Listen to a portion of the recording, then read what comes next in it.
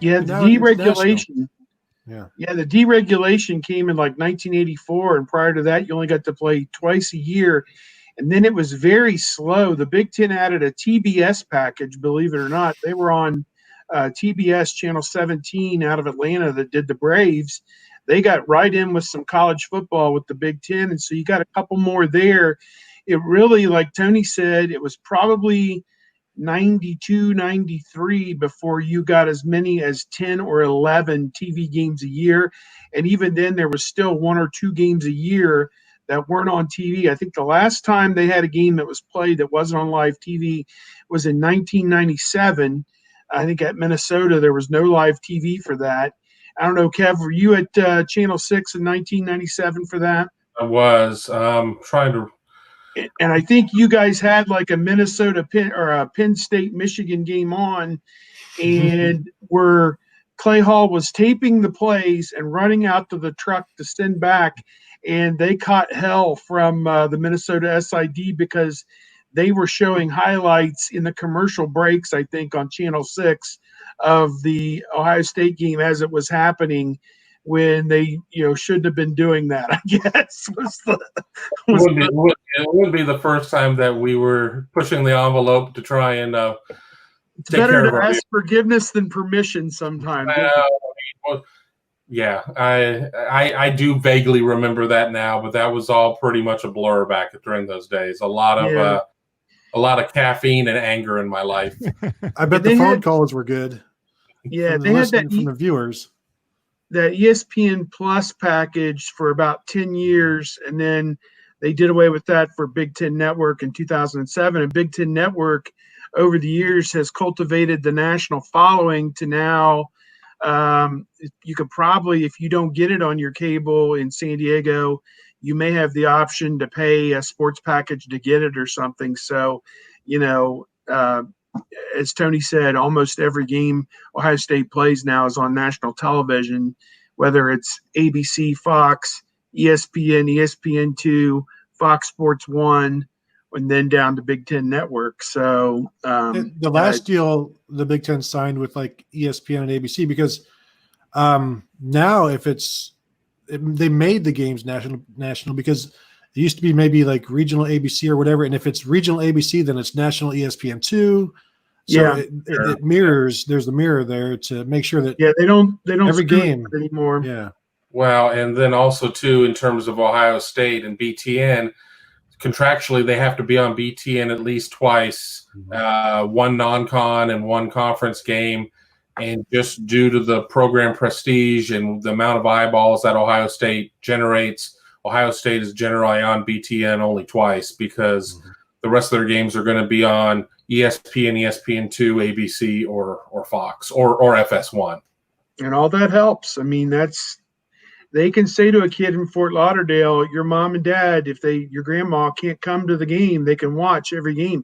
There's a lot of programs they can't say that. So even Power 5, the Big 12 is really struggling with TV clearances. Oklahoma and Texas are okay. I mean, Texas has a Longhorn network, but you get beyond, like West Virginia, their third-tier rights. Good luck trying to figure out where you'll find that team. You have to pay-per-view it or, something goofy sometimes to find your team. So they were still doing pay-per-view at some point where you were paying $15 for a game for a one-off. When I worked for Fox Sports Net Southwest early in the 2000s, they were doing that, and I know that it was still going on years after I left there. So the Big 12 certainly has not figured out the best way for clearances.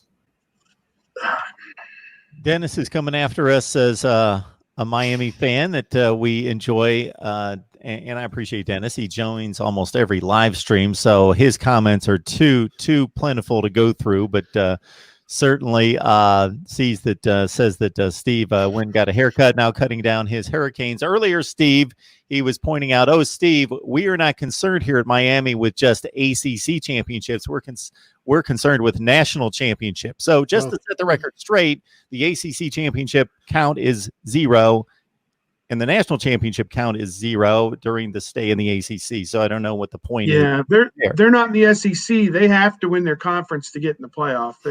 if they screw up and don't win the ACC, they can't get into the playoff, with that schedule like an SEC runner-up can do sometimes. So no, they got problems. I don't think it's that bad that you can't win the ACC. I mean, we're talking about one of the 7 or 8 best conferences in the nation. So, let's take that in. Sure. Let's take that into consideration. When you're not winning the ACC, that doesn't say, it's not. I was gonna say they're a top 5 conference that starts with the letter A. There, yeah, arguably top 7 at least that starts with an A, because there's others, but I think maybe in there possibly. I mean, I would have to write it down, do some, maybe get a spreadsheet and actually figure it out. Say we may get the American, the Atlantic, yeah, or some Appalachian League or something like that. The America East and the FCS. I mean, exactly. Mm-hmm. And we're way past it in the conversation, but I had so many things going through my mind in regards to TV contracts. I got to throw these 3 out. That is the same matchup, Steve, that I had in my head had I been given that trivia question. When was the last time Ohio State was not on television? I believe it was 1995 at the Metrodome. I know the game was at the Metrodome, 95, 97. I thought Eddie George was playing in that game. So, yeah, it was right around that time.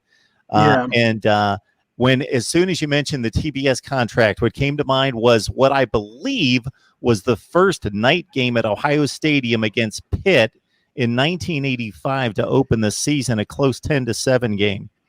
Yep, that was on TBS, I believe.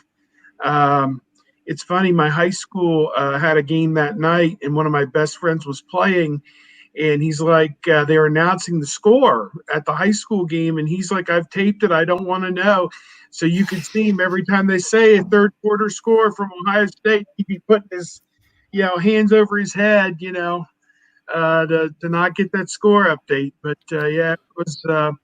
it was. I was not at that game in 1985. I was not a student at Ohio State yet, but I think it took them several years until they had another night game. I want to say 93 against Washington, so it was another 8 years maybe until they had another night game at Ohio Stadium, and then gradually we were getting them about one every other year, and now we're up to about an average of 2 to sometimes 3 a year. But I think there's good and bad to that. Obviously, you have all day to look forward to the game, and you're in a primetime spot. But at the same time, you're getting home at 2 a.m. if you're working the game. So that if you're lucky, much fun. Yeah, if you're lucky. Mark, you mentioned the Minnesota 95 game not being on TV. I think we all remember seeing Terry Glenn bounce off that turf. That was the game that he got hurt in. I think that was on ESPN or ESPN2. So I don't know if that was replay or we watched it live, but we all saw that. Yeah, I might be thinking about another game, maybe 93. I forget what year that was. I wrote about that. Yeah. I remember that play. Anyway, also what comes to mind for anybody not watching college football in 1983, I was sitting in Akron, Ohio, and could not watch. This is unfathomable. Ohio State and Michigan. The only Ohio State Michigan game I never saw. The game I've read through the what the contractual situation was, but we're talking about 2 top 10 teams playing for Sugar Bowl and Cotton Bowl berths, and the game was not on in Akron, Ohio. Channel 10 in Columbus got the rights in Columbus, and I want to say I don't know if it was Dom Tiberi, who's their anchor right now, but it may not have been him. But Woody Hayes was contracted to be one of the color guys there. And one of the commentators said, "Oh, that's a nice play by that player from Michigan." And Woody told him, "You cut that out. We're not going to have that on this broadcast. If you talk like that, I'm going to be leaving." So that's what you missed that day. Oh, that's tremendous.